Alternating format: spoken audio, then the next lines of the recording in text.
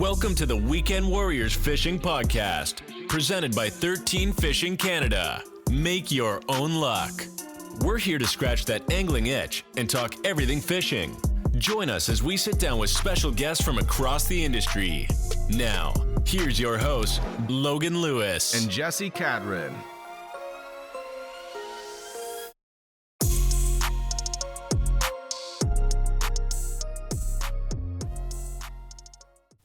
This is the Weekend Warriors Fishing Podcast, episode 123.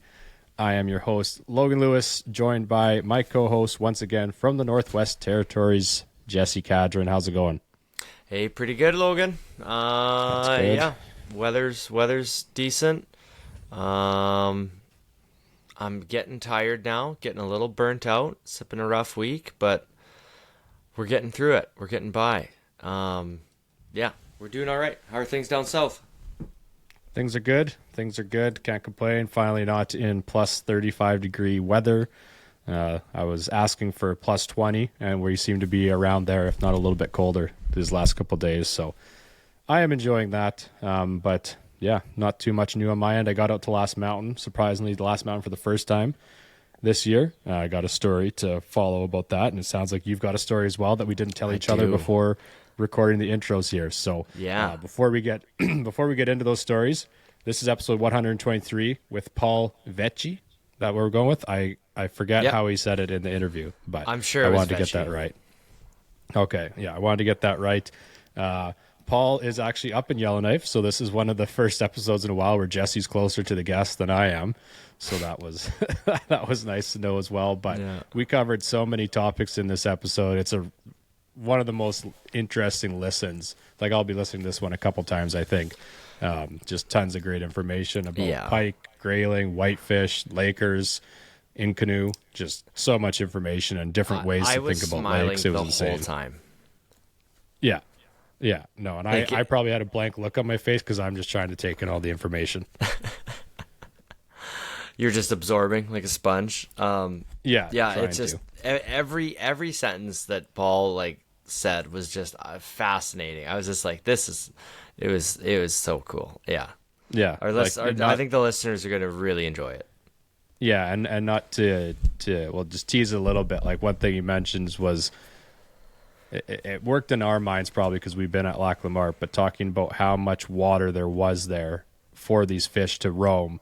Like, say for the pike we were talking about in that example, compared to other lakes. Like Lac Lamar is a shallower lake on average, and so that area, you might think of shoreline in itself, but then how much of that shoreline actually stretches out into area that a pike would generally inhabit. Really made a guy think about how he should maybe break down a lake too, or think of a lake before he even goes out there. So lots of cool information there, lots of age information, and just general knowledge. It's insane how much he knew, and you didn't even have to think about it. Like, it was just like bang, bang, bang. Yeah, I wouldn't say general knowledge. Like, I think he debunks a lot of general knowledge. Not general knowledge, but just so much knowledge in general. Yes, if that's fair. Yeah. Fish facts. So that's what we got coming up here. It's somewhere around an hour with Paul.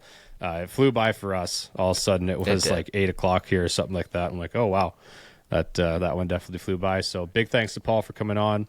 We're going to get into sponsors here shortly, but do we want to tell our stories that we don't know what each one's is? Yeah, sure. How quick can you make yours? I can make mine probably 2 minutes. Oh, okay. Yeah, then you better start. I might even be able to do it in less. Okay. Well, I could do it in about 5 seconds, but it just wouldn't have much to it. You got to tell it well enough. Okay, so went out onto Last Mountain on Friday. Sure. Weather the night before was supposed to be 10 to 12K winds, 10 to 15K winds, something like that. We pull up to the launch, and I'm like, this is definitely not 10 to 12, 10 to 15. So we get out there. There were some storms rolling around. We were on the lake. We were had been dodging them as much as you can on just a north-south kind of lake like that. And we heard some thunder. One we watched when it was further north across the lake, and then we went up there. So there was lightning to the east, quite a ways onshore. Nothing it was blue skies above us. And then we heard thunder and saw some lightning quite a few kilometers west as well. Sure. Yeah. And we're sitting there, and I was up front with the live scope, and I just kind of had my rod sitting up, waiting to kind of determine where this mark was. And I just feel like this kind of like tingling in my wrist. And I'm like, this is kind of weird. Like, didn't really pay much attention to it. The only time I've ever really experienced it is I was explaining to my dad when I've used his Stihl backpack blower, leaf blower. And when you're blowing snow with it, sometimes some of the moisture, some of the light snow dusting gets into there, and it kind of shocks your wrist a bit. And I'm like, that's kind of weird. Like, I don't know what I'd be doing that. I thought maybe like my watch had gotten wet and was doing something. I didn't really know what was going on. And keep in mind, like, it's not like a lot of lightning. It had been a little bit of thunder, and it wasn't close. Anyways, like I jokingly said I had the dog with me. I was like, oh, if Mabel's hair starts standing up, like, we better get going. And that never ended up happening. But a couple minutes later, we're fishing there, and now it's like someone, like, I lift my rod up again, and it's like someone's like flicking my wrist almost, and I'm like, dang, this is so strange. And so I'm like, I think we should go. And I told my buddy, I said, like, hold my wrist, can you feel this? And he's like, no, I can't. I can't feel it. And I could still feel it going on when he was feeling it. And it's not like I'm standing up there with a metal rod. It's carbon fiber, I guess. Yeah. Must conduct a little bit. But then just as I said, well, we better get going, I turn around, and then, like, I'm not where it happened. It can, like, almost arced, I think, between my fingers and my wrist. And like, it was like someone snapped their fingers, and he's like, I heard that one. And he was upwind of me. It was pretty windy out that day. He was upwind of me at the front of the boat. He's like, I heard that one. And so, like, yeah, we better get going. Dang, so, that's intense. Yeah. Wow. Yeah, it was. And so your like, fishing we didn't got have to go far to get shut away. down early a little bit. Yeah, did you just wait? We just changed. We drove a couple minutes south, and which was too bad because the fish were stacked where we were.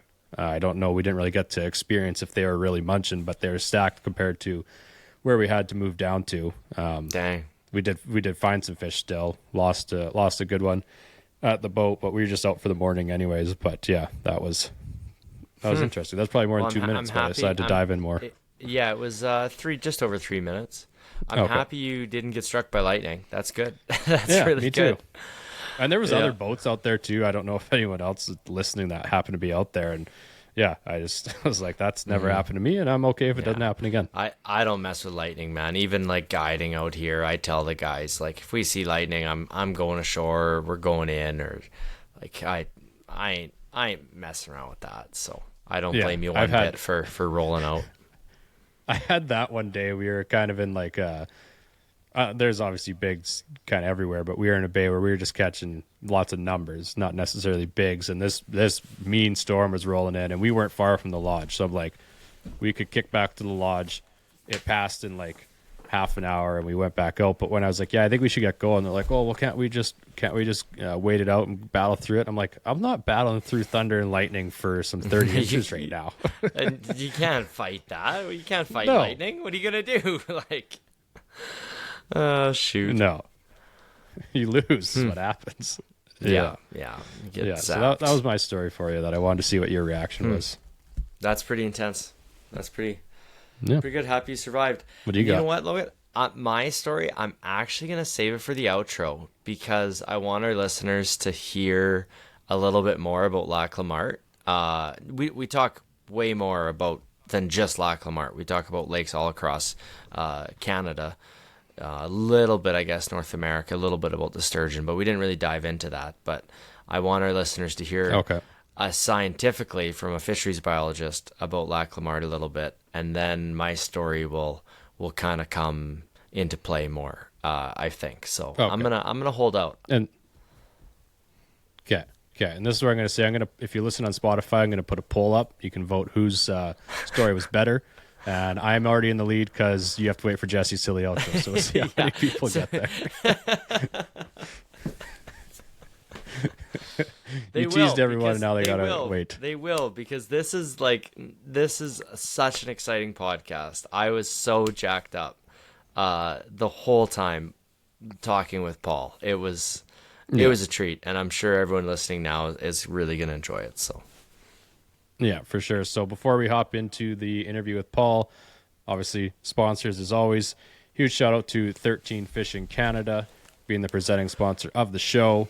It was actually it was the 13, their new jigging wrap rod is what let me know that the lightning was maybe coming, and so we should have got out of there. So big thanks to them for letting me know. Sensitive enough for lightning and 30-inch walleye. Yeah, exactly. So big thanks to 13 Fishing for being the presenting sponsor of the show. Head over to the Rapala Canada website. Use the code Weekend Warriors. Save yourself 15% off the entire website and the items at checkout. Next up, Saskatchewan Wildlife Federation. Actually, this is going to take a bit longer. I picked up a sweet haul of hats. I think I sent some to Jesse. I came across some hats. They're Ducks Unlimited hats. Never worn. They're older. But this would be a good way. I'm looking for, there's 10 different hats, and then there's also this one. So this is an older Saskatchewan Wildlife Federation hat. Nice, man. Pretty sweet. Like, they're definitely older material. You can tell from the insides. Like, I won't be wearing these. I think I might hang them up behind here. But picked up these hats. It was like $90 for 9 hats, which I'm never going to wear them, but they're pretty sweet. And so basically now these are Ducks Unlimited hats, and there's 10, like 1 of 10, 2 of 10, all the way to 10 of 10. And so I have this one here. The 10 of 10 is the loon. And they've all, I'm going to run out of room on the desk here. They've all got the depictions. Here's a widgeon. They actually show up pretty good on the camera there. Yeah, I can see it great. I don't know if do you want me to go through all these? Well, just zip them by. Yeah, you got speckled belly, white fronted. Zip them by. Wood duck, nice. Wood duck. Snow goose. Of course, Tyler will want that one. Tyler Boyle. Just had him on the pod here, four pods ago? Naturally, good. Yeah. That's pretty nice. Whoops. You like banging here. You like banging that spring. It's just in a bad spot. 7 of 10. Green wing. What was that one? Green wing teal. And then pintail. Oh. So if anyone watching, I couldn't find much about these online. I am missing hats 1 of 10 and 2 of 10 for the collection. So if anyone's got info on that, that'll look really nice displayed on a wall. Like, those are sweet hats. That's cool. Yeah. So I just got to find out how I want them to sit. But I don't even know what 1 of 10 and 2 of 10 are. Yeah. Yeah. Like I can't find anything on them. I found 2 others that were for sale, but they were ones I already had, and they were sold 3 years ago. But otherwise, I can't find anything. So, trying to add them to the collection here. So, yeah, that's my tangent on the Saskatchewan Wildlife Federation. Head over to their website, find your local branch, and get your membership today. Become members like Jesse and myself. Lots of great stuff. I like the magazine. It's a good read during breakfast before I head to work. But yeah, that's all I got there. Next up, Angler's Edge Mapping. As always, behind me, they got awesome prints. They got maps. That was last episode. If you haven't yet, listen to episode 122 with Craig from Angler's Edge Mapping. Cover a ton of the information there. So nice having the maps, whether it's available on the phone, on your Lowrance units is all there available on, but still awesome stuff. I know I threw a Lowrance on my boat just so I could have the maps as the Saskatchewan maps keep building up more and more. Tons of Manitoba into Alberta, BC, and then, like I said, these awesome print maps here. Really cool overlay, satellite image overlay of the lakes. So, yeah, big thanks to Angler's Edge Mapping. Oh, go ahead. What was that lake in eastern Manitoba, like right along the Ontario border he was talking about with all the reefs that we went through? Not God's Lake. No, that was the cover photo for the last episode. Yeah. So, but we don't. It doesn't matter. Point Dubois. To Lamprey Rapids. Yeah. So a buddy of mine and a listener of the podcast, after listening to Craig and Angler's Edge, or us talk about Angler's Edge Mapping, he wants to go there to that lake just because of how they described it, and then the mapping of it is so cool, and it sounds like an amazing fishery. So he's like, yeah, I'm taking my boat there. I'm gonna go fish it. So You imagine just island camping throughout all that? It'd be so much fun. Yeah, and then they have the map so you wouldn't have to lure all your props and lure units. Yeah. Yeah, it'd be good to go. So, like I said, big thanks to Anglers Edge Mapping for sponsoring this year. Lastly, we talk about it a ton. We had the guide episode from Lac La Martre. Huge thanks to Lac La Martre for sponsoring this year. Head over to nwtfishing.com. Inquire about some dates. Check the rates. Book your trip of a lifetime. If I was booking, I'd want to be up there for the lake trout spawn later in the year. I know the weather can be meaner, but that seems like such an awesome bite to get on. And we talk about Lac La Martre a ton in this episode, as luckily Paul has done spent quite a bit of time on the lake as well. So it kind of ties in naturally there. But you have anything to add there? Strap in and put your listening muffs on, or I don't know. Make sure you're ready to be a sponge, because there's a lot coming, and it's all good, exciting stuff. It's not for sure. It's Paul. It's not a boring description of anything, he makes it very base level and low entry level for people like us to like into the world of ecology. So it's easy to understand. Yeah, and you'll want to stay to the end of that one because there's some pretty funny stuff about a print that Jesse got done up for him as well. Yeah. And then stick around for the intro for Jesse's story that we're all waiting to figure out. But I hope you enjoy this interview with Paul, and we'll see you in the outro. The only thing that I noticed that people didn't get, I have to keep in mind this is more maybe anglers type audience. A lot of the comments, they didn't even know or understand how we determine the age of lake trout. And not to mention the infuriating comments like guys say, sorry, wrong, or comments like that.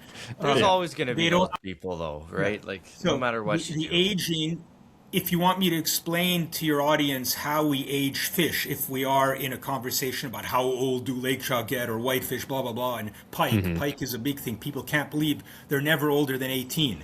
They seem to die the day they turn 18 of old age. So I can explain how we use the otolith inside the head, a bone, some call it the ear bone, and on that, and I've done this myself, part of my work was where you do a transect with a diamond saw, and then another transect, and then you place it under a microscope on a glass plate, and you can count the growth rings just like aging a tree, no different. And it's very accurate. The problem with scales, like old timers used to use the scales, the biologists, and I remember those days even when I was a kid. The problem doing scales is, yes, you see the rings, even to the naked eye on fish like whitefish, you can count the rings.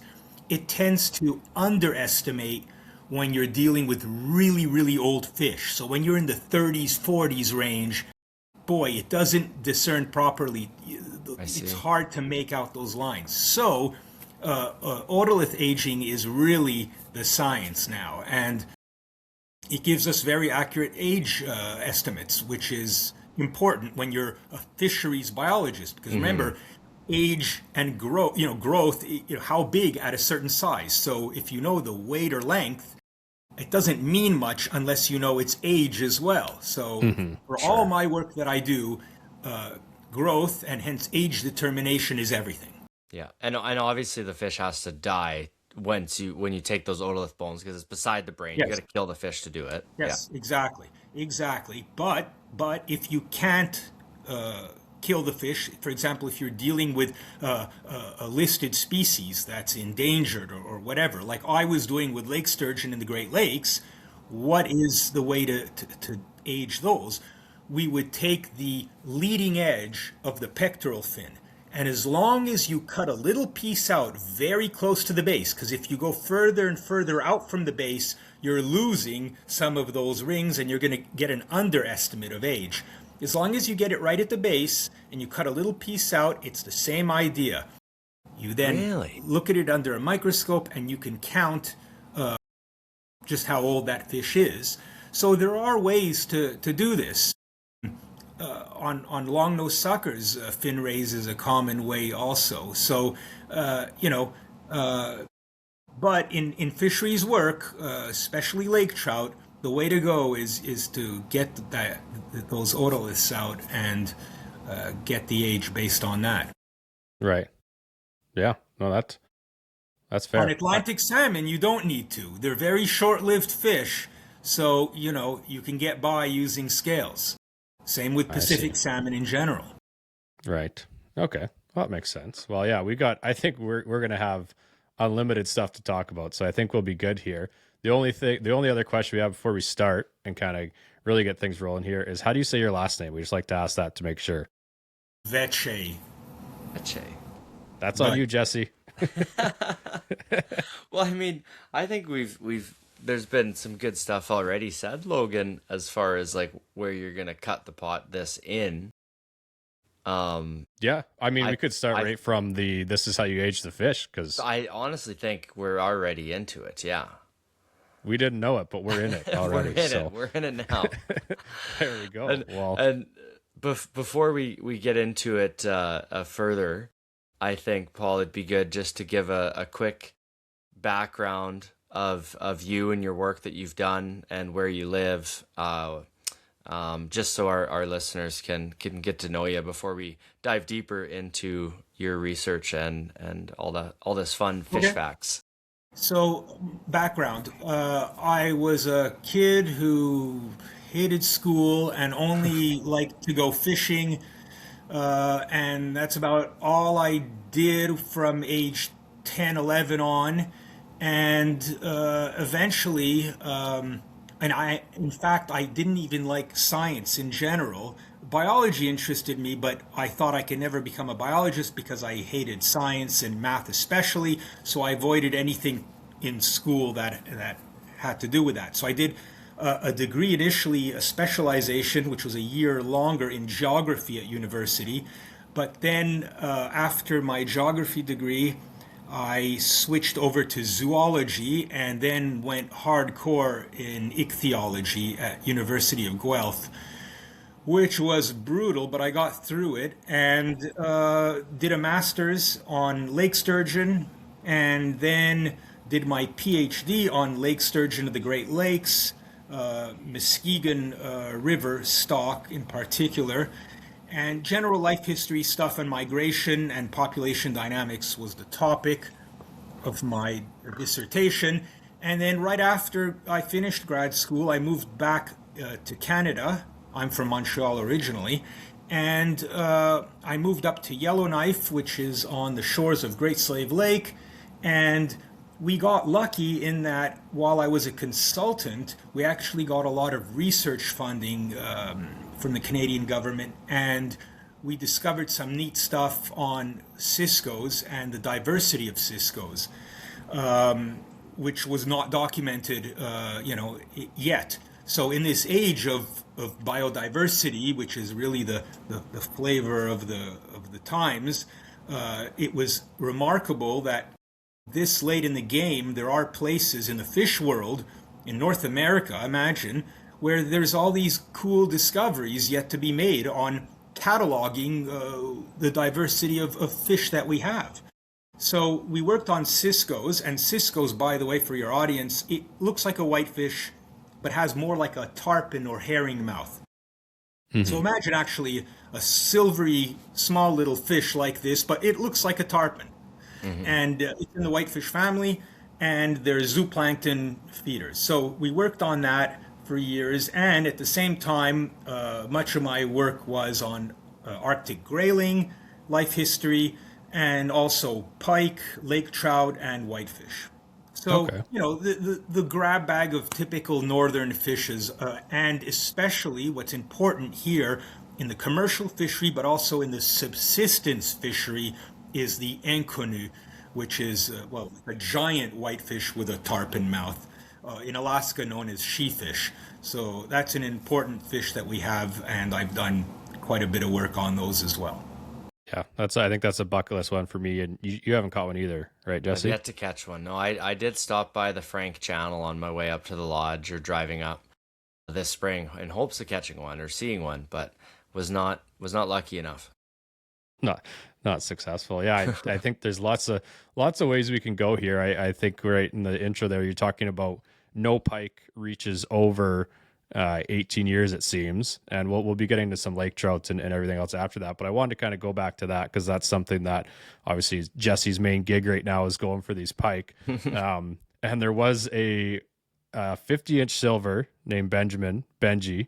At the lodge, you're talking like here at Lac La Mare. Yeah. Yes, at Lac La Mare. And was the last time it was measured was 50? Yeah, it was caught originally in 2018 at 48 inches. Or 2018 or 19. And then it was caught in 2000. Actually, well, it might have been caught back to back. 2018 it was 48. 2019 it was allegedly a 50. And this is a spot like right beside the lodge.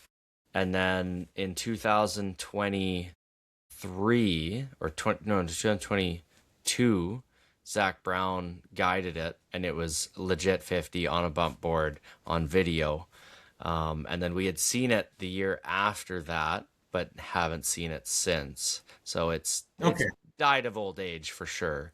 But so that being said, I have not aged 50-inch or 50-inch plus northerns, very close to that size though, and over 30 pounds. So that may be an example of one that was maybe 21 years old. The point is, of all the ones that I've come across, and we've aged many, many big ones, none was over 18. Now, I have heard down south in the low 20s, there is an example or two of fish that old. But in general, the takeaway message here is pike are very fast growing, especially here in the north. And the very, very large fish, unlike what people may think, they aren't 30 or 40 years old. They're just in the teens. And, 14, 15 years old is already a very, very big pike. So it's interesting and very different from the other fishes that I'm used to aging. Right. And I guess we want to reiterate that's pike. We're not talking lake trout.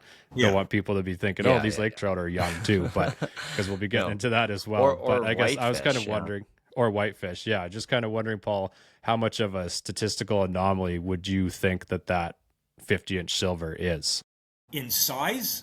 Size, and I guess just a silver also, like playing into that, like the silver. I'd have to see it. We get those also, but it's a silver blue, and it seems to be a genetic thing in that area, the corridor. What he's talking about, that Lac La Marion river system to Great Slave Lake, it seems to have that more common than in other places. So. I've caught already something like 3 or 4 like that. So it's weird, but it's not unheard of. And in terms of size, look, half-hearted effort on my behalf angling, and I managed to get close to that size all the time. So I do a lot of netting, though, because of my work. And I've seen some really big stuff which I let go because they weren't badly caught. And yes, for science, it would have been very useful and important to kill the fish. Yeah. But I couldn't bring myself to do it. So I've let go stuff that were probably close to that, where I wouldn't even measure or do anything with the fish, just roll it out of the net because it was tooth caught. I applaud you for that. That's amazing. That shows like how much of how much care you give for these fish and that. So they're around. Long story short, yes, there are fish of that size around. Okay. I will say that's good to know. It does seem like we get a high percentage of silvers in Lac La Mare here. Like my best guesstimate is like 1 out of 500 is a silver. So like if people fish for 6 days here, they're gonna catch a silver. Well, that's remarkable. Yeah, also, cool. what I find, I was surprised, I must say, and I myself, on my Instagram, the photo of the biggest pike that I'm holding that people were for years asking about happens to be from Lac La Mare. Okay, so cool. Lac La Mare, it's the vertical, the dead one. Yeah, you're up on the beach with it, right? Yes, Yes. So that Yeah, was yeah, from an yeah. old guy, a subsistence netter, who donated that to science for us Wow. because he knew of what we're doing in the analysis of all the fish there during that study. So that was really, really big. And I'm surprised that Lac La Marte is even a contender compared to Marion and Russell Lake and North Arm because of the productivity of that part of Great Slave Lake is almost like a eutrophic version. It's like the Lake Erie of the Great Lakes, but up here.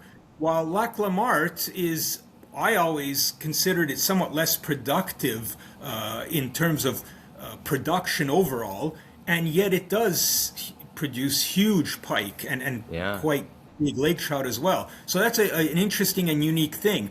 I'd have to spend more time on Lac La Marte to really figure out why, but your audience should know that Lac La Marte is actually disproportionately gigantic and productive for what I call an inland lake. Anything outside of Great Slave Lake we refer to as the inland lakes. And why? Because it's not very deep. So when I'm working on the lake, anything from 6 to 24 feet is common. Now, normally, a big lake like that, anywhere else, you would have this margin of productivity along the shore, where let's say pike would be from shore out to maybe 100 or 200 yards from shore in the weed beds. Well, in For Lac sure. La Marte, that zone extends sometimes a kilometer or 2 or 3 all the way to the Yeah. middle of the lake. Yeah, So, yeah. it's not enough to just look at Lac La Marte on a map and say, oh, well, it's a big lake, so it'll have big fish. In fact, it's a gazillion times bigger in terms of fish habitat than it appears on a map. So it is a contender in many ways, like no other even. Yeah, That's I've so never thought of cool breaking that a you lake bring it down up that like way. that. Because, and like, and of course with live scope, and a lot of the guides have that up here now, Paul. We are seeing so many pike out like kilometers, like you're saying, kilometers from shoreline, out in underwater little bits of structure like 40 to 25 feet, which there is a ton of in this lake. And the amount of pike, now that the lake trout are pushing north, or just to the deeper 65-foot hole, and to spawn in the north, the pike are kind of they follow behind them out to those 30, 40-foot waters where all the ciscos and whitefish are. And I pulled up to a rock pile, like not a visible one, an underwater one, deep one, 25 foot, just yesterday, and there was enough pike on it where you'd think you were fishing a weed bed. Like, it was that productive. It was Yeah, amazing. yeah, It yeah. was the guys I had were like, this is the best thing ever. Like, it was great. It was a ton of fun. Yeah. And in terms of the food chain, as long as the whitefish numbers, and Lac La Marte is a very good whitefish lake, that biomass of bait for the pike is there. And these are big fish that they're eating, a foot and a half, 2 feet long easily. But also, your audience should keep in mind, and in some lakes where I've fished, cannibalism is by and large the way pike get by regularly. So there's that as well. But anyway, so yeah, pike are interesting in every aspect of their life history and habitat requirements, and what sort of the formula that can create a situation where you can have trophy pike. Right. That's super Oh, cool. for sure. Yeah, that's such a cool way to think about how you break down the lake as far as an area that fish could actually be in. Like, I mean, as far as maybe compare that to, I don't know, if you want to say Great Slave, like how much less area per, I don't know how you would even break that down. Yeah, I yeah. don't know No, if I you have see an where idea, you're going. Jesse, but like Yeah. what's the comparison there between Okay, the so two, would you say? good question. Now, Great Slave is an example of a lake that has it all. So you have the very unproductive East Arm, and people think, oh, what is he talking about? He's crazy. Unproductive, best lake trout fishery in the world other than Great Bear. It doesn't work that way. Yes, it is very good for lake trout, but it's still what we call hyper oligotrophic. So it's a very cold water system, very unproductive in terms of the biomass, the total of the fish community in actual weight, what it supports, because it's so cold and deep. And much of that depth is unproductive because it's simply too deep. However, then you have the main basin of Great Slave Lake. It's sort of like the Goldilocks syndrome of just right. Well, the main basin is sort of everything. It's got a little bit of deeper water, but overall it's quite shallow. It's very productive. It's warm. And you've got this huge number, this unusually big biomass of fish that it can support. Very similar, in fact, to lakes that are hundreds of kilometers south. So, and then you have the North Arm, which is sort of the really shallow, rarely deeper than 6 feet, like eutrophic version of the lake, which is off color, very muddy, coffee colored water overall, very weedy, and just full of fish as well. It also serves as a migration corridor from main basin fish that head up through the North Arm towards his world, the Marion River and Lamart River, and to Lac Lamart. They can't actually reach Lac Lamart because on the Lamart River there's a set of falls which is where they stop. So now we're talking whitefish and coney migrations.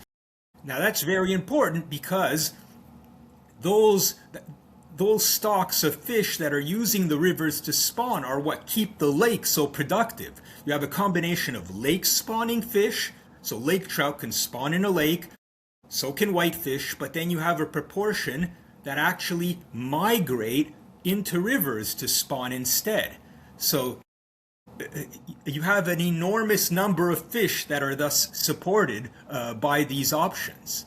Even the lake trout in parts. I've seen lake trout spawning in knee-deep, swift water in streams. That's not typical. Normally, they're on shoals in the big lakes. So in other words, islands that come up from the abyss that don't quite reach the surface.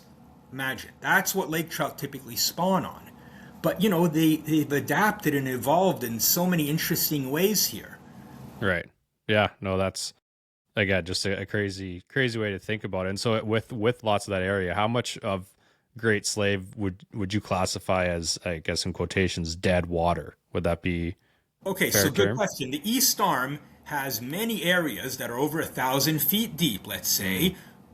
I've netted as deep as 550 feet. And there are deep water sculpin, but not in big numbers. There are some Cisco as well, deep water forms, we call them.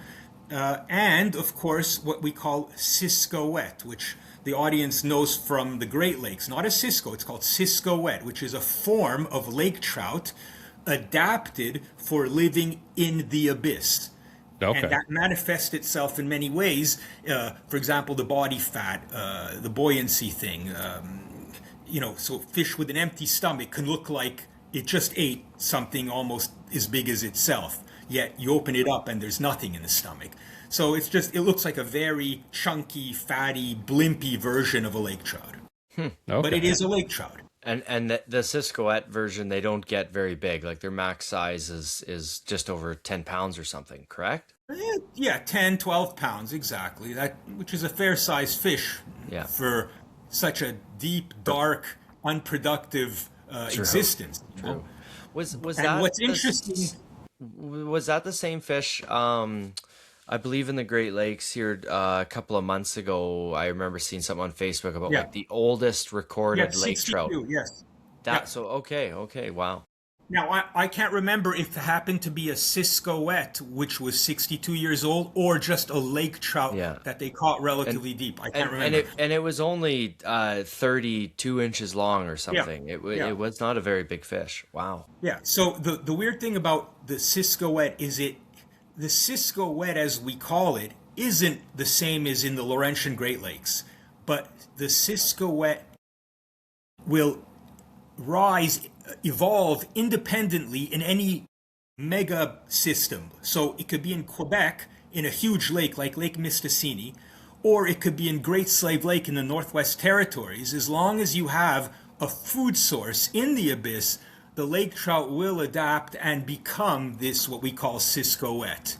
And in terms of the age, back to your 62-year-old, we aged quite a few fish on Great Bear Lake, and believe it or not, those what we call the colossus, those really big ones that anglers are all keen on catching, up to 50 or 80 pounds even, those are never the old ones. In fact, I haven't seen any of those even 40 years old. I think the oldest at the time that we were looking at these, it was 37 years old.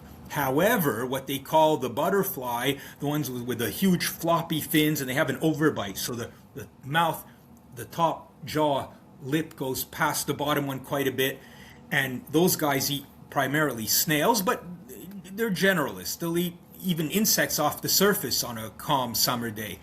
Those guys, I remember we aged in the 40s, almost 50. And, and they're never over like 7-8 pounds typically. So, it's interesting to see these different, and that to me is really interesting because it shows that age and size, it's not corresponding like people think. It depends on the morphotype or the ecomorph of lake trout that you're dealing with some, dying of old age, being half a century old, but never bigger than this, while their stuff is big as you, that's only 34 years old, That's interesting. I'm never going to know what lake trout to keep for shore lunch. I don't want to kill a fish that's 40 years old. That's a good point. They'd make the perfect shore luncher, yeah. Yeah, I don't want to kill really any fish if I don't have to, but yeah, that's pretty crazy. And usually people think lots of just, I guess, people that don't look into it too much would think there's just a direct correlation between size and age, right? Exactly. But that's clearly not the case. And I've heard a lot about the red fin lake trout. Is that just another example? That's what I was calling the butterfly. We call it butterfly fin because they're so huge. The fins are like colorful butterfly wings. Very elongated fin, yeah. But be careful because many lake trout during spawning also have red fins. I don't like the name red fin. All lake trout that are spawners typically, more or less, have reddish or red fins. For sure. I can show you other forms of lake trout that don't have huge fins that look very normal and, have red, orange. So I try to keep the color label in a name out if possible. That's good. That's fair. I was just going to ask Jesse, I know you talked about some fish being up in Great Bear and the same kinds being down in some of the Great Lakes. I saw a video a long time ago. I think it was with a guide from the Great Lakes, Spencer Samplowski, and they were out, from what I remember in the video, this is quite a few years ago, but they were out in the middle of nowhere on the Great Lakes, and they were catching these big, I guess would be the butterfly fin Lakers, like dark red, really nice color on them. Do you have any info on that kind of thing? Like, can they get bigger, those butterfly ones, or is that kind of? I saw a lot of those photos and they looked somewhat bigger, but remember, wide angle lens, the photo, the guy's holding it out. So it's more south too. So, Lake Superior, you can look into this whole productivity, average size of each morph. It's not my specialty. The Great Lakes Fishery Commission, they have great guys. My colleague who did the Cisco stuff with me, Dr. Andrew Meir, specializes in all that. Okay. So, and he's published a lot. He's an actual researcher on that topic. I did this stuff back in, grad school days when we were all doing these expeditions together on Great Bear Lake. But he's made a career of doing the science behind all this. Okay. So that would be a worthy discussion to have with the group down there. For sure. But yeah, Great Slave Lake is similar in that it has at least two morphs, the ciscoette and the normal, while Great Bear manifests itself in this incredible diversity of lake trout morphs, at least 5 or 6. And Lake Superior has at least 4 that are commonly known to commercial fishermen, anglers, and biologists. Okay. Wow. Yeah. So many little intricacies of of a population when a guy thinks he's just going to go fish for lake trout. Yeah. Well, and it just goes to show you put that much water, right? Like we're talking basically like inland oceans in a sense, massive amounts of water. You give the fish room to adapt and evolve, and they're gonna find a way, like you were saying, to survive where they probably shouldn't, or like they're gonna feed on, they're gonna adapt, and yeah, that's pretty neat. How do those you said it was the Ciscoette that are down deep? How do they spawn differently, or is there much known about that? Like, Well, as far as other the lakers? point in all this is reproductive isolation. Otherwise, these forms will never concretely establish themselves. If they kept mixing, you wouldn't have these distinctions That's right. as we have now. So the reproductive isolation is a key component, and this can be proven by genetics. Again, not my thing at all. I'm a morphology guy, the appearance of fishes, rather. Okay.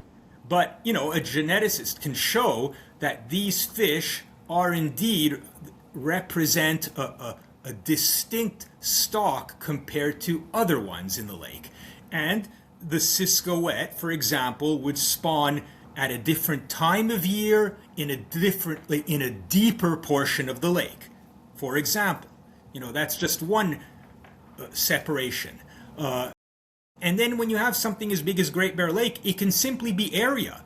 They can still spawn in 12 to 20 feet of water on shoals, but they're, almost 100 miles away from another morph, which spawns at more or less a similar time in a similar habitat, but so far away.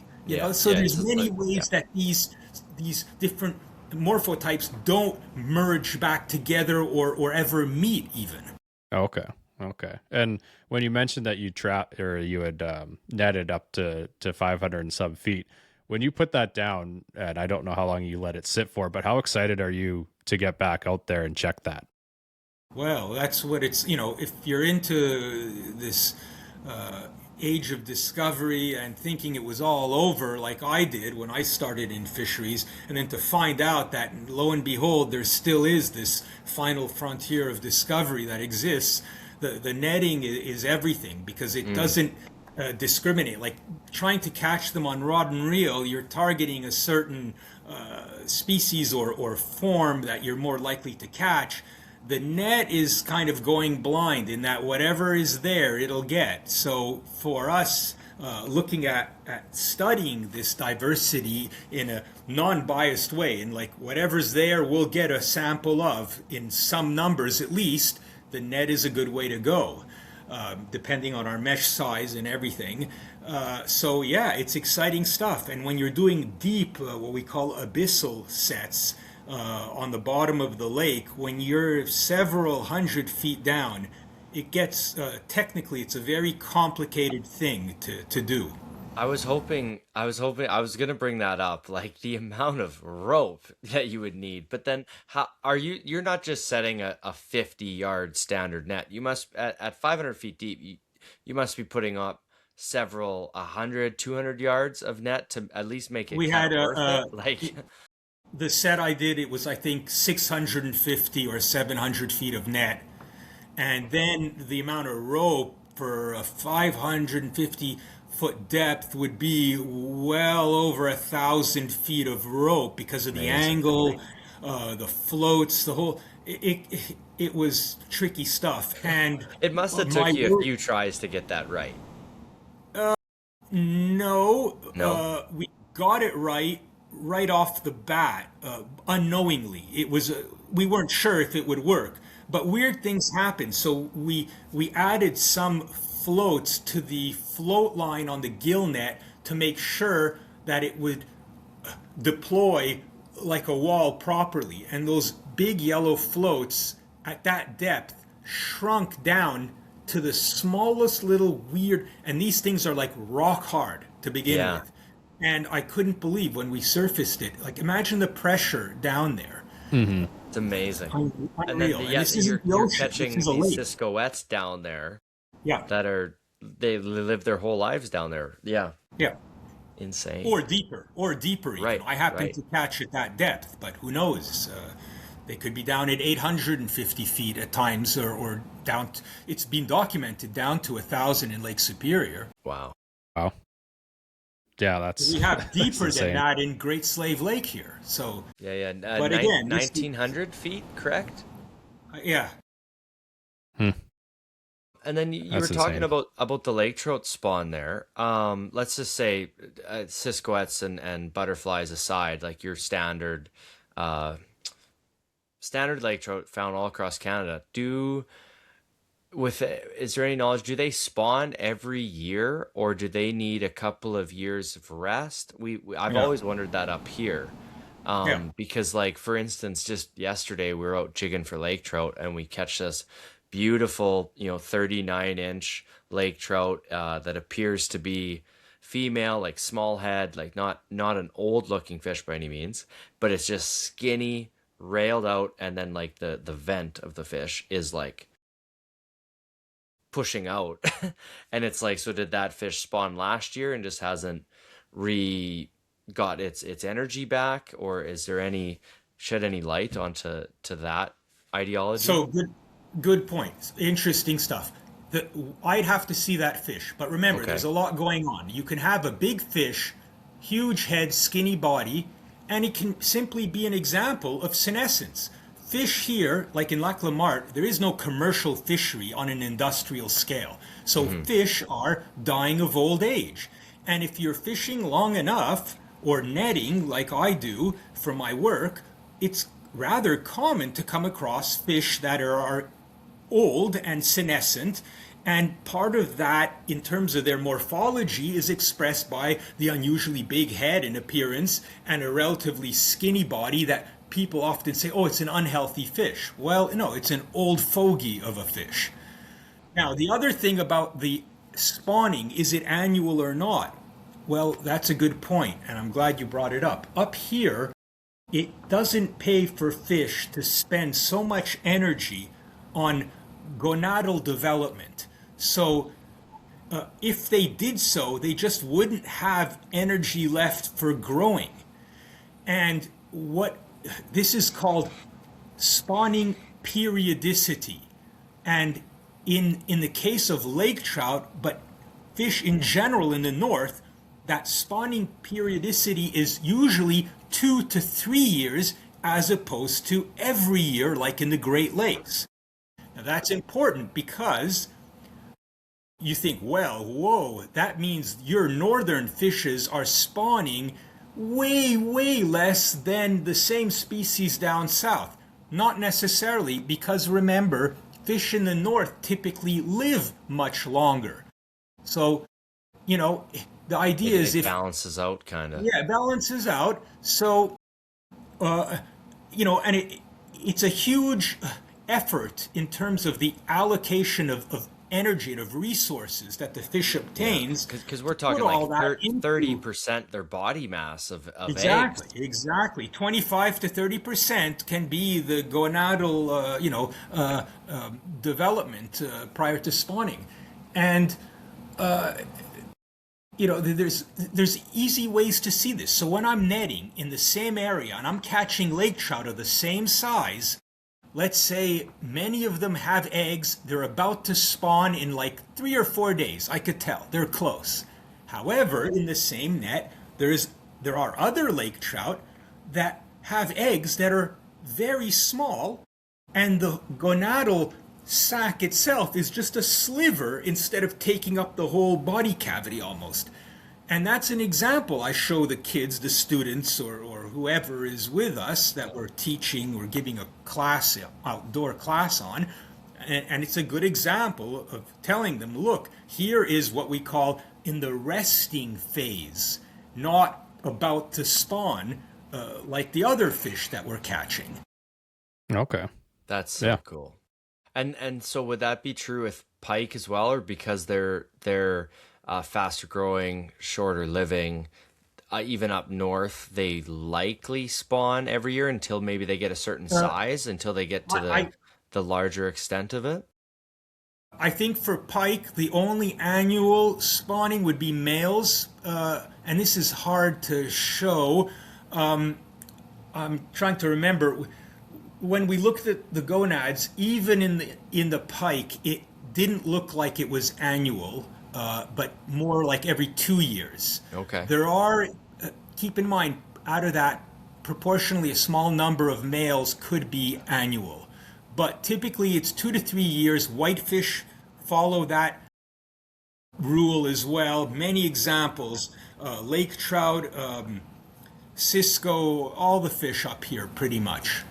And so that's more just like temperature and extremely short growing periods being in the north, or or productive periods, very short productive windows where they can feed and be active and digest. Exactly. What's the word I'm looking for? But it's restricting them in the North Country, as opposed. This might be totally different for someone listening to this podcast in below the 49th parallel and like in the United States or southern Saskatchewan, where Logan's at. Okay.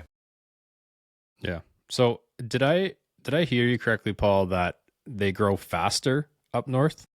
Well, no. Okay. I was like, when you were talking about the Great Lakes compared to up there, I thought I heard you say that they grow faster, but I could be totally wrong there. So what happens here is, and it to some degree it's comparable down south, but here it's interesting to see how when we're aging fish, usually the pattern is very fast growth early on. Now, coney, enkonu, or she-fish as they're known, are fast-growing fish whether you're comparing it to something down south or not. They happen to be a northern species, but their growth is incredibly fast, and by 8 or 9 years old, they are enormous. So they're one of the fastest growing fish we have, as an example when we talk about fish growth, and they happen to be way, way up north. In the Yukon River in Alaska, they're also common. Anyway, so what the trend is, though, what we see is that up until age 8 or 9 or 10 in whitefish and lake trout, or 7 or 8 for coney, growth is really rapid. And once maturity is reached, it plateaus. It seemingly almost stops in that I can have a lake trout that is 14 years old, that is the same size as a lake trout that is 42 years old. Whitefish is a great example. How many 13, 14, 15-year-old whitefish I catch that are exactly to the millimeter the same size as 27, 28, 29, or 35-year-old whitefish. It's incredible. And what size of a whitefish are we talking here, Paul? Is lengthwise? If you could, a good 2-footer. 2-footer. Wow. Easily a 2-footer. Okay. So the strategy is, I mean, this is a common fish thing anywhere, but in the north it's amplified, is that grow fast while you can before you mature, because once you mature, basically you stop becoming bigger and now you switch to reproduction.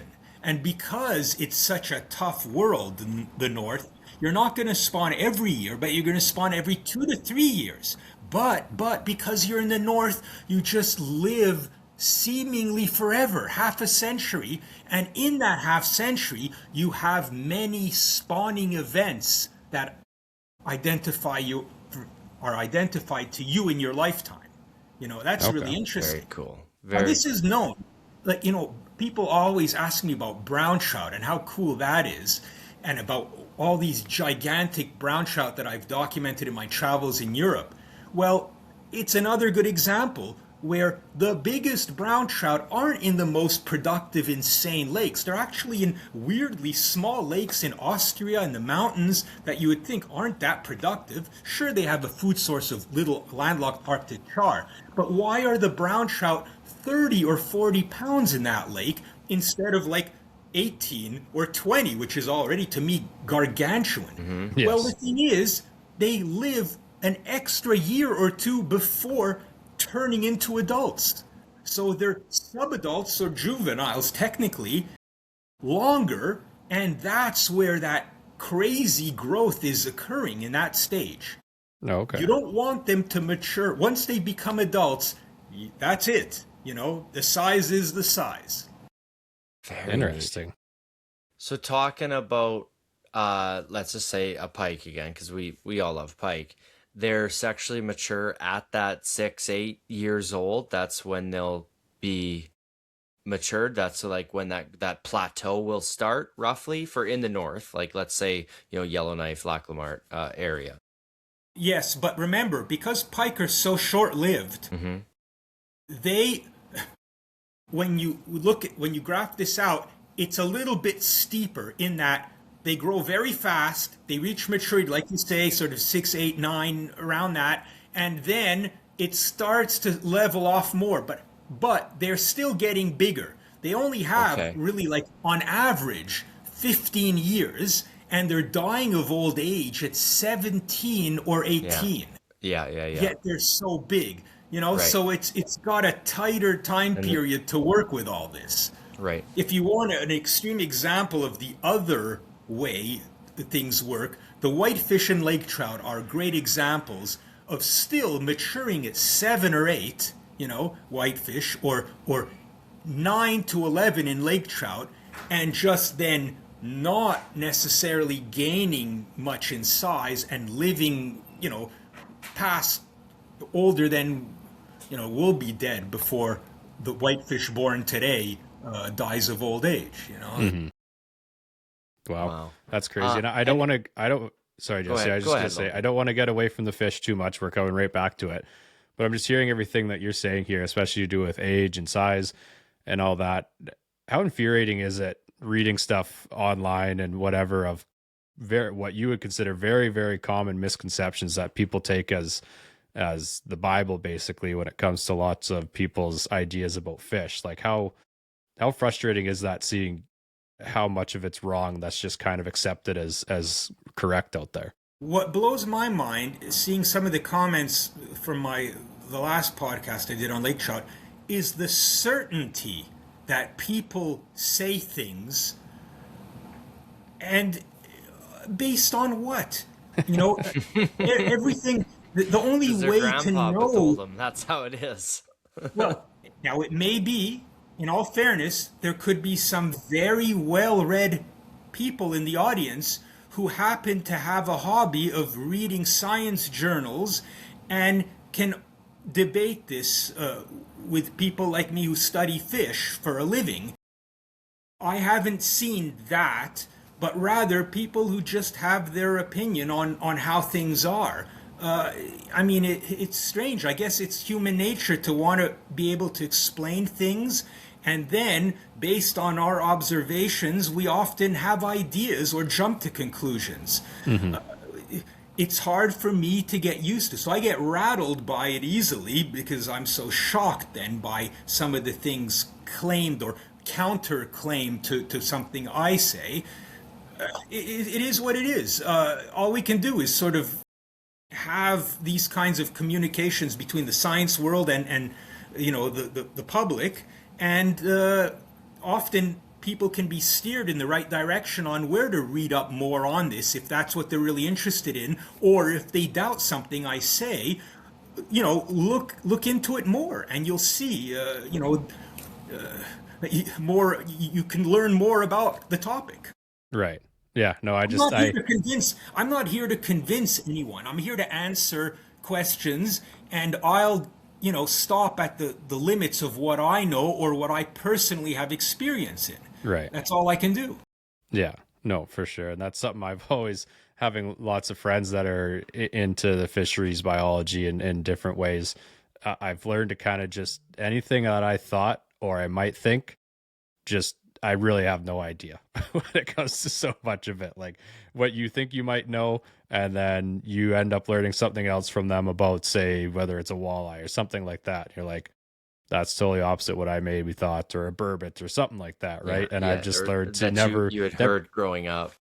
yeah, and never speak in an absolute, and this is the way it is, because you know what? It takes one conversation with someone who studied them to be totally flipped on your head Yeah. and your idea changed. So I thought that'd be interesting because we kind of talked about that a bit before, but I think you had something, Jesse?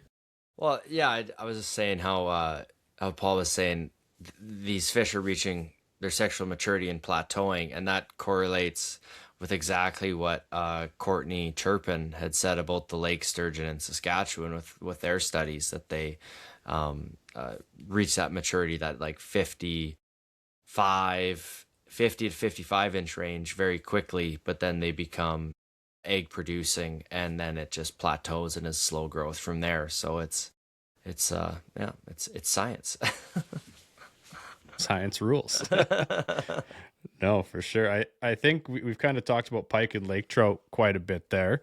I don't know, where do you want to go with this, Jesse? Do you want to go to grayling, coney, whitefish? So that grayling that we were talking before recording, Paul, of the grayling and Great Slave being alluvial, was that the proper term? Adfluvial. Adfluvial. Adfluvial. Yes. I would love for our listeners to learn about that, because I feel like that's such a rare case across Canada, North America. Like, people think of grayling, they think of rapids, rivers, skinny water. Yeah. I don't Okay, think so they I'll think give a of them quick- as, yeah. Yeah.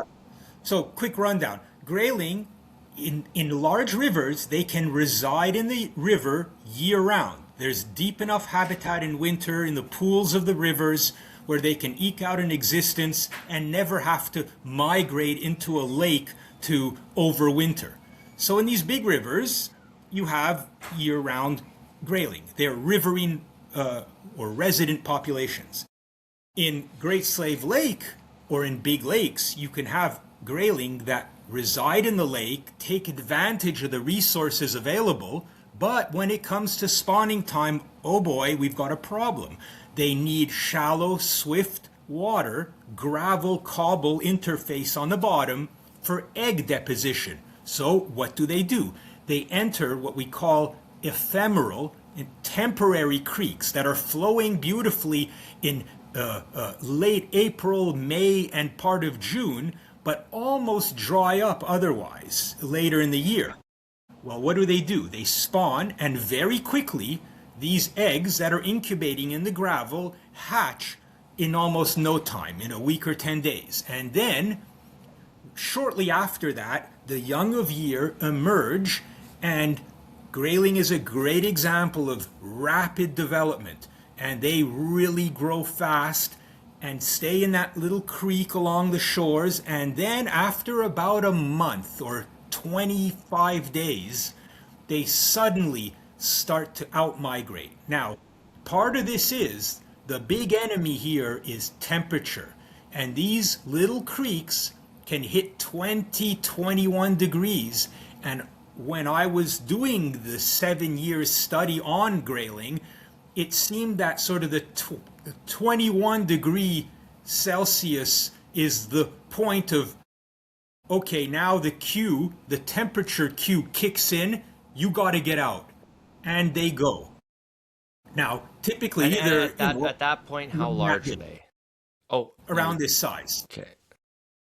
So 40 millimeters, let's say, maximum. Wow. And they outmigrate.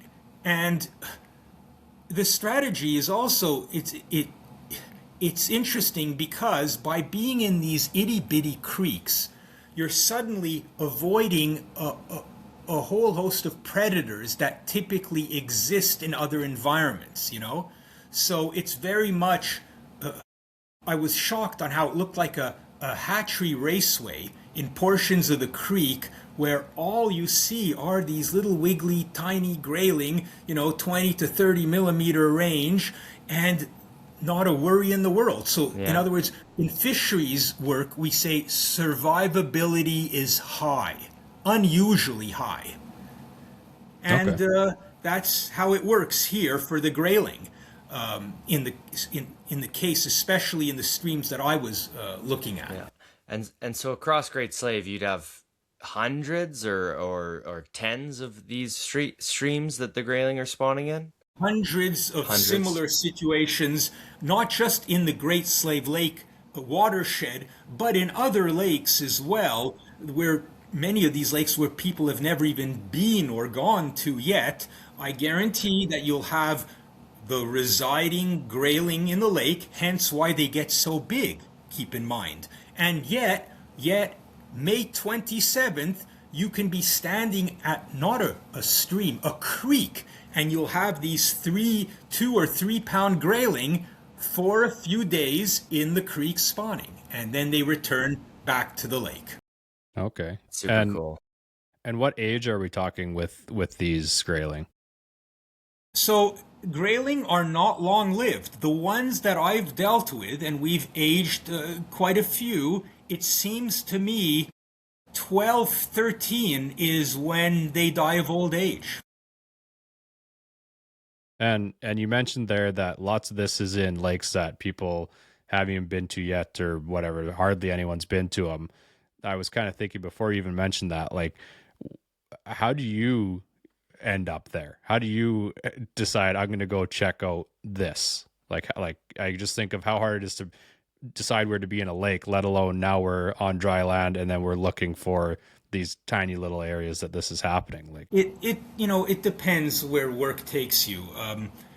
Great Bear Lake, we had funding to spend a lot of time on the lake in the fall. That was the trick, because we had to be there when the spawning took place, and we were collecting fish from different spawning shoals and doing the genetics and the morphology, the appearance, morphology analysis on those fish. So photographs and a genetic sample of each individual who had his identity card placed on the photo. So, you have to be doing these things. You got to know when to be where, depending on what the science question is. And then the other thing that brings me to weird places is also anytime you have, in my case, First Nations community, the Tlicho here, those lakes are often relatively remote and fly-in only. So it gives me an opportunity to spend time and investigate the fish fauna of those lakes. But, whatever, when I was in consulting, it could be looking at the remediation sites after a mine was operational for years and what the state of affairs are now on that fish population. So there's many ways that you can get to a site for whatever reason, but if you're a real fish person, an ichthyologist, and not just a biologist, you can discover great things. So, for example, a very big deal, I was doing just very ordinary consulting work above the dam near town in Yellowknife, where Bluefish Lake. And the lake, well, Bluefish Lake, it's like a very big pond above the dam, people would call it. And it has very little reservoir capacity. And we were just doing a fish species assessment on what's there. And lo and behold, the weirdest ciscos also start showing up in our nets there. And that's a tiny lake that's separate from Great Slave Lake completely because of a gorge and waterfall. So you see how these things, how'd they get there? the diversity arises even in little systems like that. Or the other big thing was we discovered pygmy whitefish in that lake. So I knew that that's weird and that they shouldn't be there, being a whitefish fanatic. And that evening we get back to camp and we look it up, and lo and behold, the closest pygmy whitefish populations are hundreds of miles south, many hundreds of miles southeast, or almost 100 miles north. So it's got a weird distribution range, but just on that capture of 6 that day, we've expanded the known range for a species, That which is must have been an arguably one of the, amazing feeling. Like that must have it, been it was a crazy. huge deal. Yeah, because it Yeah. was one of the big species range expansions on a map in modern times, and we published that in Canadian Field Naturalist. So interesting stuff. But it, it, it's not like I was the first person to ever go on that lake, but I know my fish, and I know when to say, wait a second. And, a lot of people would mistake a pygmy whitefish this big for a young lake whitefish, let's say, or something. Yeah. A young round whitefish, which it looks a lot like. Round whitefish is a common species here. So, if you know what you're doing and you're interested in this stuff, there's still no limit of what can be done in terms of interesting discovery. Yeah, I think this is a amplified version of I really like fishing because you never know every time you hook up necessarily what's going to be on the other end of that line. Sure. And what you're doing is just that magnified Yeah. to the nth Kind of like degree. Indiana Jones of fish. Yeah.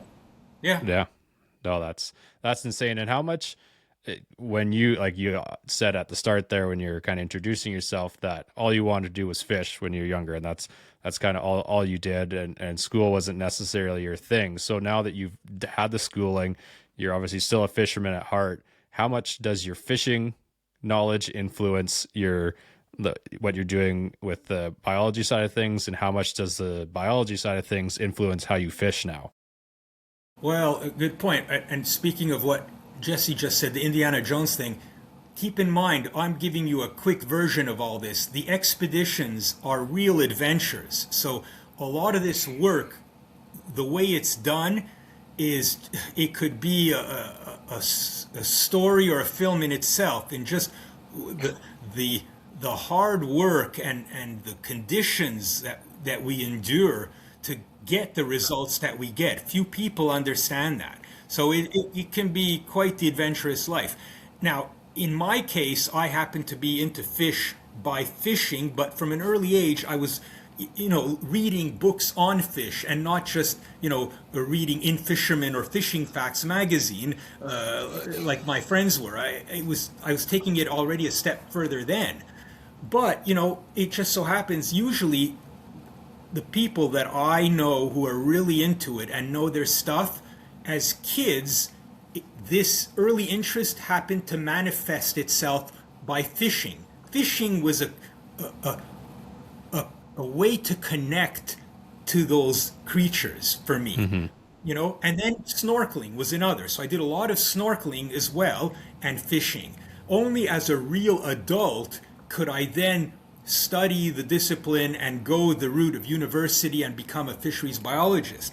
But, if you talk to people who had that interest at age 10 or 11, well, what did they do? Just sit at home and read books or have an aquarium? No, they usually were fishing and spending time out on the rivers and lakes as well. It's Right. not unusual. Right, for sure. Oh, that's fair. And I guess now, as far as when a guy's out there fishing, guy or girl's out there fishing, and you're kind of exploring yourself, and I mean you've been up there long enough doing these expeditions that you obviously would know the areas well. Has that taken any of the exploring out of it for you when you're purely out fishing for recreation, or like has anything changed that way, or is it kind of you're going like I know where I should be fishing right now and I'm going there? Yeah, well, let's just say I'm not at a loss of what to do and where to go. Yeah. I know the areas, and it's just it has, if anything, what's the difference? It's less stressful. Fishing is truly a more relaxing approach, I guess, compared to when you're electrofishing or setting nets, and you have a whole project going and a lot of money's at stake, and the logistical complications and air flights, float planes in or helicopters in and out. There's a lot riding on your work. results. Yeah. So if I can go with a few people in a small motorboat and go fishing, well, that's what I guess fishing is supposed to be, eh? Yeah. You know? Yeah. No, for sure, for sure. That's Fishing was the most stressful thing ever before I became a fish biologist, and I was in my 20s. But only way to connect with fish was to go fishing and catch them and photograph them so I could draw them and whatever. Then fishing was an ordeal, you know, not the fun that it was at age 10, 11, 12. Now it's back to like 10, 11, 12. right. Well, that's nice. I have a Garmin watch, and it when I'm out fishing, it tells me that I've had a stressful day, and I don't know why. But I'm out there enjoying fishing, and obviously you want to catch fish, and I'm always racking my brain as far as what I want to be doing. But yeah, without fail, when I'm out on the water, my watch, I don't know what it's reading on it, but it says I've had a stressful day. I don't know what that means, but yeah. Well, I guess. It means you have high blood pressure to begin with, and you'll have a heart attack whether you're fishing or not. Yeah, so I may as well be fishing, right? You might as well be doing something you love, Logan. Yeah, no, for sure, for sure. And I'm sure lots of people ask you about lots of the, I guess, the science side of things, all the background there.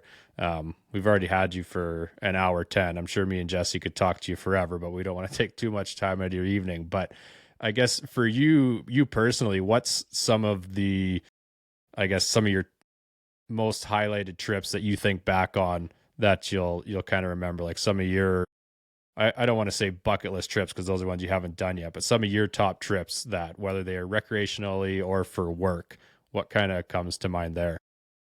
For fishing, probably Coney, when they migrate into the rivers from Great Slave Lake, and I was able to snorkel with them and photograph them and film them underwater. And in areas near sets of rapids and small waterfalls where they would mass up in numbers, I'll never forget, and we filmed this, where we're able to actually touch and caress even the heads of huge coney or pull on their tails and just let them go as they come around us in circles, and just the overall biomass of huge fish all around us, even in the tropics snorkel. I've never come across anything like it. So imagine being surrounded by a thick wall of 10 to 30 pound fish. That's really something. And then besides all those huge coney swimming around us that we can just hold on and touch their faces and their mouths and all, there's also on top of that hundreds of whitefish that are milling around as well in this clear water. And when you have the sunlight coming in, those beams of light bending in the water and all these bubbles from the current and waterfalls, and those bubbles light up and from different angles as I'm photographing and seeing that is just so magical. It completely blew my mind for years, and I was doing that on an annual basis as well. Okay. Is that footage available anywhere? Can you find it anywhere? No, I used to have it on my Flickr site, and then I posted a few on my Instagram also as well. So yeah, and I'll be posting probably a few more. I'll rehash some of these. So that was a big thing. I was doing a lot of underwater photography when I moved up here in '06, and especially it peaked in like 2012, 13, 14, and I have an agent who represents me even in my underwater stuff. So Okay. it was like a side hustle that I had going, in that it was rare, especially then, that someone had so many good underwater photos of northern fishes, freshwater and northern as well, So lake whitefish underwater shots, to this day, I'm one of the only ones who has shots like that. So that was a very memorable thing, that world of the spawning giant conies and river stuff. But for research, the Great Bear expeditions were hard to beat. We knew what to expect, though, and that was neat. And then the east arm of Great Slave Lake expeditions with DFO, Department of Fisheries and Oceans Canada, their contribution was the vessel and crew, and we netted in very unique environments for those small ciscos, and we found all kinds of weird different ciscos, which we then published an atlas-like field guide to the Cisco's of Great Slave Lake. It's like a field guide on that diversity of Cisco's that we have. Okay. And until we did it, it wasn't even known that there's more than one Cisco, you know? So imagine publishing a book on that diversity with all my drawings and diagrams and all the text. I did this with my colleague, Dr. Andrew Meir, who's now the science director at Great Lakes Fishery Commission, the guy who you need to speak to about anything concerning lake trout in the Great Lakes. Perfect. Sounds good. That's good. Duly noted. Line it up. No, that's good. And I guess unless you've already kind of mentioned it with those two examples there, what would be considered your holy grail? Like if you got something at the top of the peak as far as any research or anything like that, what's the holy grail for you? Well, look, I'm up here. I would say I did it maybe already. The Arctic char. I had my own Arctic char stream when I was at Golder Associates. We did a study on migration, the tempo of migration of Arctic char in a small stream throughout the summer, and that was really neat stuff. It was complicated work on how we set up these antenna arrays, and pit tags would set them off, so all the fish had to be caught at a weir where the stream flowed into the ocean. But yeah, to me that was like, wow, as a kid, you know, Arctic char, that world I'll never see or be into, and suddenly there I was with a small crew in the middle of absolute nowhere on a stream that flows into the Arctic Ocean. You know, that was that's pretty cool. That's special. That's very then again, special. you know, for anglers, the Tree River, for everyone, that's sort of the holy grail. We did it for fishing, but at the time we were also collecting genetic samples for Department of Fisheries and Oceans Canada. So that was fun fishing, but also with a science-y angle to it. Right. Yeah. Sometimes you just got to use the rod and the reel, right? And it's just a shame that you have to do that. Yeah, darn. Yeah. Just happen to pack my ugly stick with me here. Yeah. Yeah. I mean, I like I said, we don't want to take up too much of your time. We really, really appreciate you sitting down with us. Was there anything you had, Jesse, before we let Paul go and enjoy the rest of his evening? I would have one more question, talking about like the evolvement and morphism. So, and it reverts back to Lac La Marte here, just to close things out. And pike, of course. We've also noticed that we have a large number of pike that have a underbite, I guess, like their top jaw is very short and the bottom jaw is very elongated, and there's like a significant gap but where their jaws meet. Is there an environmental factor or adaptation that would be causing that, or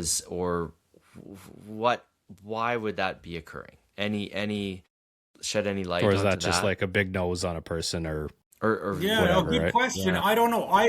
When I've seen it, it was usually on bigger fish. So keep in mind, this could be.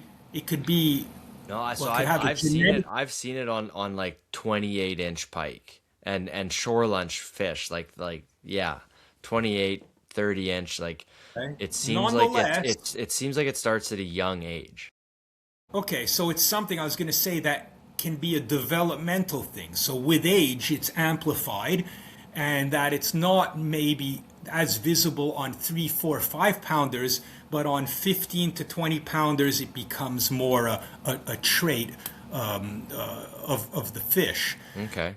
Now, what would a geneticist say? That are there some fish in the population where this is passed on and is characteristic of, more common in Lac La Marte than, let's say, in another lake in the north? Hard to say. This is it'd be a good topic of research. Sounds There you good, go, Jesse. yeah. Go back to school. Yeah, sounds like it. Yeah. No, that's all good there. And I guess, Paul, where can people find you on Instagram? Kind of plug away all that stuff so they can see what you got going It's on. not under my name. It's Fish as Art because I'm a scientific illustrator. That's what I'm known for on Instagram. That's what people care about, not that I'm a fish That's biologist. and that's how I originally, came across Yeah, you, Paul. I don't know. That might have yeah, been 4 or 5, even yeah, yeah, 6 years. I don't know. It was a while ago. yeah. But yeah, that was your So that's illustrations are impeccable. They're just amazing. yeah. So I was way back. I always followed Tomoleri, Joe Tomoleri in the U.S. And eventually, I contacted him, told him I love his stuff, and he gave me some pointers. And then soon I started showing him my drawings, and he says, "Wow, there's not much more I can say to you. You've developed a style." He didn't have any real pointers to help me get better. I was I plateaued in how I draw. You reached And maturity. yeah, and it all worked out. So I'm very well known in the field. Mainly, almost more so in Europe, where I go twice a year because of my work in the field of drawing, scientific illustration. Because remember, in this day and age of assessing the remaining diversity we have in fish, for example, in Italy, they're doing a lot of genetics work on the remnant stocks of brown trout and marble trout. And now that they have the genotype identified of the remaining pure strains, they want to attribute the look, the phenotype, the expression of the phenotype through my drawings that can then, for the public, that's interesting to see, to understand what this diversity consists of. The genetic stuff can seem a little boring and dry, but when you see these flamboyant colors and weird patterns that are Right. so different and unique to each of these genetic lineages or strains, well, the public gets it, they appreciate it. So I spend a Right. lot of time working on that stuff with various universities or research groups or governments throughout Europe, and that takes up a lot of my time. But here as well, in North America too, I'm commissioned, government commissions or private commissions. People always asking, "Can I draw this fish or that?" So whatever. But it's a fun, interesting thing to have going besides my normal fisheries job. Right, for sure, for sure. And I guess to close things out here, I think we mentioned it. I don't know if it was before recording or during, but Jesse had one of his New Zealand trout done by you. If someone does want something like that, what's the best information they can give you as far as you being able to recreate that? Is it just a photo or? There was some things So I they failed to typically supply. I remember yeah. that. Yeah. So typically they text me, ask me if I can do a particular species. Often an angler has a fish in mind, something special that they caught. Well, then I hope that they have a good side view, because a good side view photo will go a long way, of course. I can correct the distortion from wide angle or the fact that the fish is held at a slight angle. I have ways that I can fix that. Rather, I want to attribute the pattern or the markings to that particular brown trout or rainbow trout that the person caught. So depending on how good the photos are. Now, some guys take photos of fish in using a photarium, so that makes things a lot easier. And that's like the rave nowadays is people like in Japan and in the U.S. who are really into those little trout and chars. They carry around their photarium, that narrow aquarium where you slip the fish in, and because it's so narrow, you get a perfect side view. The fish can't turn around, and they take the photos. So, and I have that stuff too, and that's how I do my work when I'm trying to photograph fish for drawing. So whatever. I mean, sometimes people turn a fish over in the gravel in the shallow water in like 2 centimeters of water, take a quick photo before they release it. Good enough.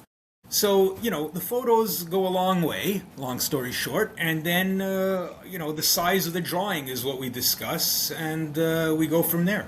Right. So was yours life size, Jesse? It was to scale. Yeah, Yeah, his was. exactly. Yeah. Yeah. Yeah. And then I just remember And it was the most, oh, so go ahead. I just remember it as being one of the most unpleasant experiences in my drawing career because I had You, to. The paper was so big; it was a yeah. special roll paper, and I had to tape it to the wall. So imagine like normally I could draw, at least the TV's on, I'm on the floor, on the carpet, or on the sofa.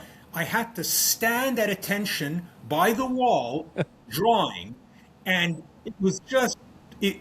People think, oh, it's not so bad to stand. It actually is. It becomes torture when you have to stand in one spot for like hours at a time. Anyway, It so it is still unforgettable. it is still my, and it probably will be forever, my favorite taxidermy. I call it taxidermy because it's showing Yeah. off, a fish.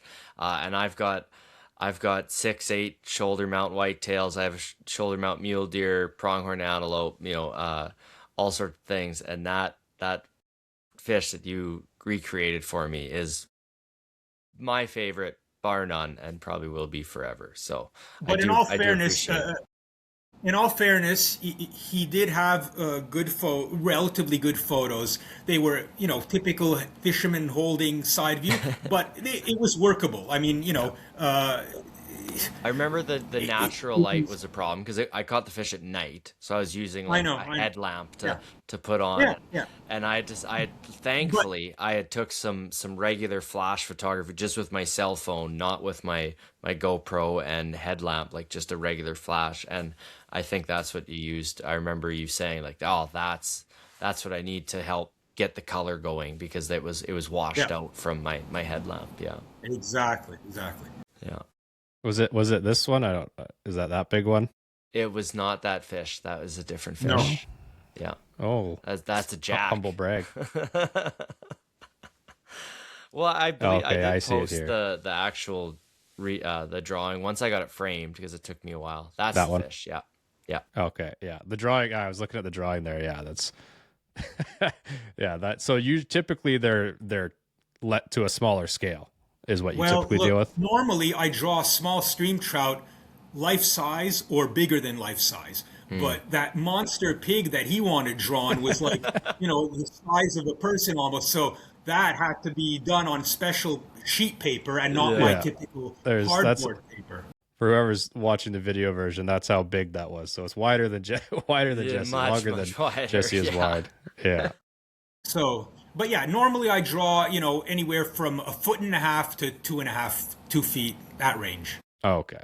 Okay. Well, that's good to know for anyone who's wondering because it is incredible work. I just need to find something that I need to get a drawing of that. So Maybe a good 30-inch brown pictures. You trout, want Logan.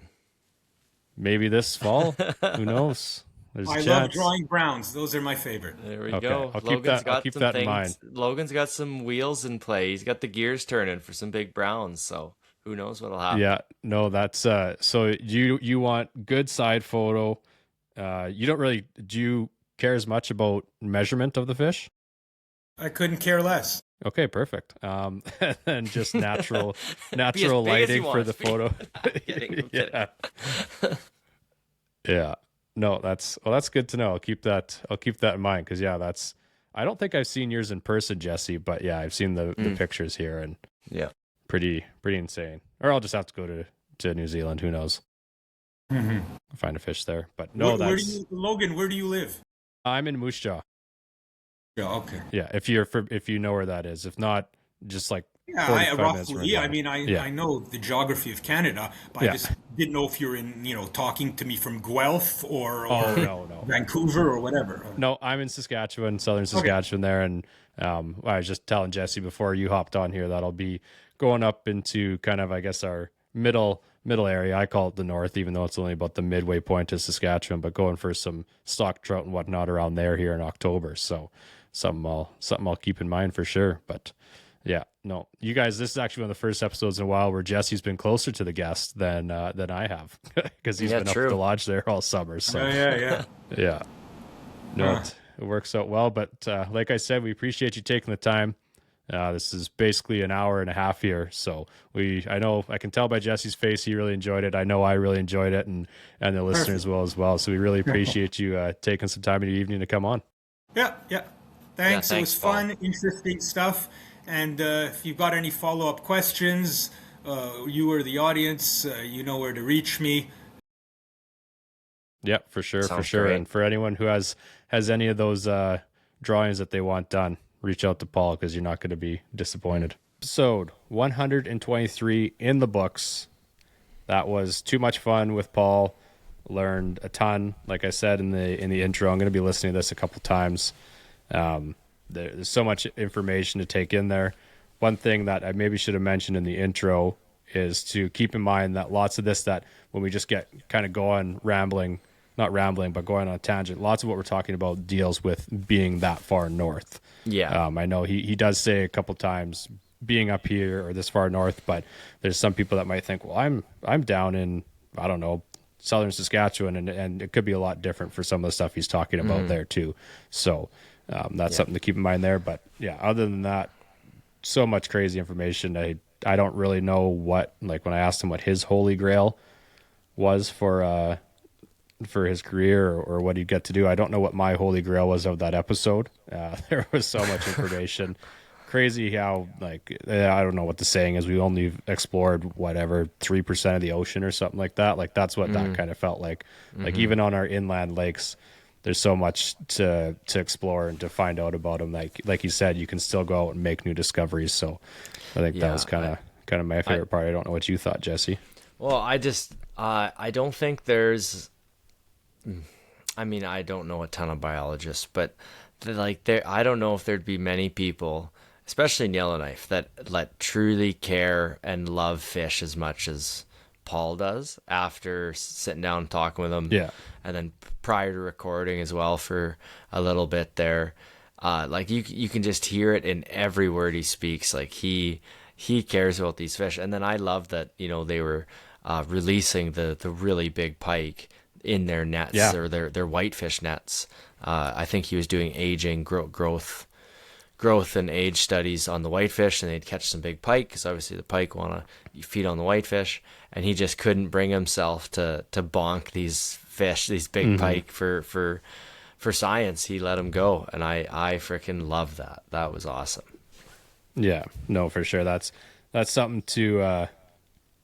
I mean, not obviously. I would guarantee all the biologists out there, if they didn't have to kill the fish for some of this information, they obviously wouldn't, or if that wasn't the best way of getting the information. But you don't hear that a lot of the fish getting released in those situations. So I mean, that's awesome to hear. Obviously, he could have maybe got some outstanding data with that too, but right, he knows enough about those fish and how important they are. So that's something for anglers to keep in mind too. If someone who knows that much about the fish is wanting to put those back, like that should be your easy 100% answer to why you should be returning these fish to the water too. So like he doesn't even take a measurement, he just out of the net into the water, doesn't do anything with it. So get her back.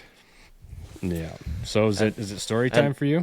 Well, yeah. I was also gonna say this interesting thing on how he brought it up, how he commented on Lac La Marte being kind of an anomaly for this area, with it being so shallow.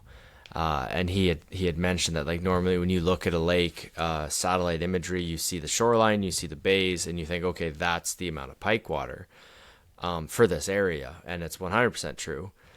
But except for Lac La Marte, you could drive in the southern end of this lake, you could drive all the way across east to west, so like 40 kilometers or 30 kilometers, and not see a depth deeper than 35, 40 feet, like easily. So that results in a ton of pike water. And then I had commented that we're starting to see a lot more pike move out. We're not starting to see them. We're seeing them now because of LiveScope. They've probably always went deep into this 25, 30 foot. But now with LiveScope technology, we're seeing and fishing and targeting these pike that are probably semi-pelagic pike. They probably don't spend a lot of time in weed beds and in bays other than to spawn. So it's like a whole new door of guiding for us. And I started fishing them. I started fishing them last year, like last August, about a year ago to date, because I just brought LiveScope up to the lodge last year, and like slowly work chipping away at this pelagic pike and open water pike thing. And it's been a ton of fun. This is something new. And last night I was out with Pierre and Michelle. They're these very, very well-known and very accomplished Swedish pike anglers. They fish in tournaments all throughout Europe or all throughout Sweden. And we're live scoping on our way back to the lodge, stopping at some of my favorite rock piles, stopping at some new ones, new structure, and this one like sandbar type structure that's way out, multiple kilometers from any mainland. It's just 35 up to 25 feet, slow rolly sand, and it was like weed bed pike fishing. It was fantastic. Caught a ton of great fish, lost a really big one, and then it's getting late. It's almost 7:00, and I'm like, hey guys, one more stop. I said 2-3 weeks ago, I marked this giant pike, and it took Buddy's lure, but Buddy didn't realize it. And even though I was yelling, she's got it, set the hook, because I'm looking at the screen, he's not. He never set the hook. The fish got away, and it was a freaking freak. And so I was like, hey, we'll go check this one more spot. It's one last rock pile. Head there, and almost the exact same spot, like almost the exact flat within 50 yards, I'd comfortably say there's this this big fish, this big mark. And I'm like, oh crap, boys, like that's a good one. Cast out, sure enough, was it on the Mira's mouse? No, I think it was on a soft plastic. Gets the fish's attention, see it on a live scope, and they do this like crazy slingshot thing where they nose up, they get about 3 feet behind it, and they just like stay still, and then just slingshot and just annihilate the bait. And I actually don't know if it was Pierre or Michelle. They're twins, so they're impossible to tell apart. I hope they don't listen to this. No. I think it was Michelle. It was Michelle who caught the pike. I'm pretty sure. Anyway, hooks into this fish. Okay. And it comes out of the depths, huge head. We all just like panic, jaws drop, grab the net, scoop it into the net. And it was my biggest pike of the year. And it was also Buddy's personal best pike. And it's the largest pelagic pike, I guess we'll say, or open water pike that we've got at the lodge. It was a 46.5 inches, almost 46 3/4, big pike. Wow. And it was just so much fun. It was, we scooped that thing in the net, and we were just like hugging each other, jumping in the boat and freaking out. It was so much fun. It was really cool. And so how deep did you say that was? The structure was at the deepest was like 32, and it came up. The fish was sitting 22 feet. Wow, that's pretty sweet. Last year I was messing around with some structure that was like 40 feet, and then it came up to like 32, and there was pike on it, and we caught some, but then they didn't really want to go back down, so I put 30 feet as my limit. 30 to 32, 33 feet. That's the deepest I'm gonna cast for a pike. Here. Right. Yeah, because it's 35 was too deep, or I think it was 37, but yeah, so I won't be doing that again. So. Okay. But yeah, it was interesting. Well, that's pretty sweet. Awesome. So did you check these spots in did you even bother checking these spots in say June? I didn't bother checking them in June. I checked a few of them in July. Oh, go ahead. Well, I was going to say, if they're truly pelagics, let's say they are, would they not be there all the time? I would think so. I think the really big ones would be. But like, okay, I've been catching like a lot of 32 to 36s or even like 30 inchers lately. Okay. And it seems like as soon as the lake trout start pushing deeper, the pike start coming out. Like, so when I started checking these rock piles 4 weeks ago, there was maybe 1 or 2 pike on them.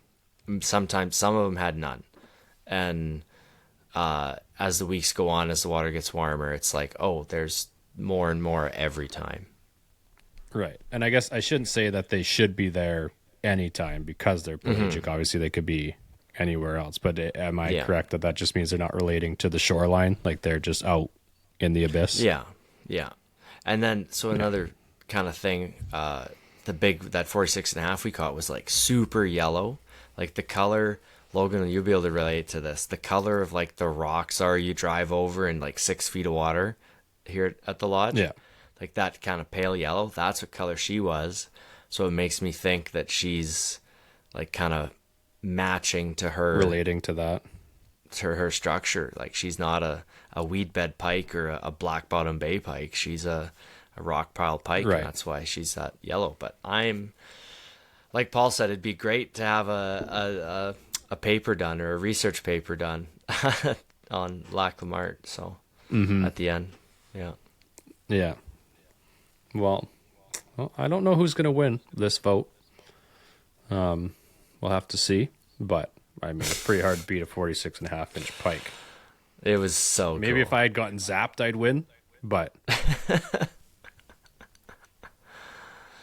might have to go back and edit my story. Yeah, I got struck. You should have stayed out there a little longer. Yeah. Next time, I'm going to go just start like the way those people do all the storm chasing now. I'm just going to do it in a boat until I can make my story holding better. Up your 13 fishing rod. Yeah. I need the longest rod you have with the most metal possible. Yeah. Well, I think that's